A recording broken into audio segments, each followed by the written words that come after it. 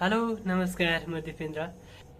IPO आउँदै गर्दा आगामी दिनहरूमा कुन कुन आइपिओहरू आउँदैछन् त तिनीहरूको बारेमा सामान्य जानकारी लिएर उपस्थित भइसकेको छु। पाल्पा सिमेन्ट इन्डस्ट्री लिमिटेडले यही फागुन 12 गतेदेखि 15 गतेसम्म सर्वसाधारणलाई आइपिओ जारी गर्दैछ।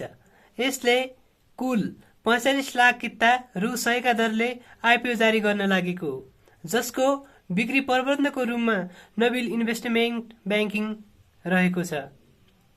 त्यसै गरी शिखर पावर डेभलपमेन्ट लिमिटेडले फागुन 17 गतेदेखि 22 गतेसम्मको लागि सर्वसाधारणको लागि कुल 18,42,600 किता सेयर जारी गर्न लागेको हो। यसको इस्यु म्यानेजरमा ग्लोबल आइएमई क्यापिटल रहेको छ। त्यसै गरी सुनो रिभर्स लिमिटेडले 18,75,000 किता, अपोलो हाइड्रो पावर लिमिटेडले 14,10,000 किता र कालिन्चोक हाइड्रो पावरले 13,75,000 किता निष्कासन गर्दैछ। यी हाइड्रो पावरहरूले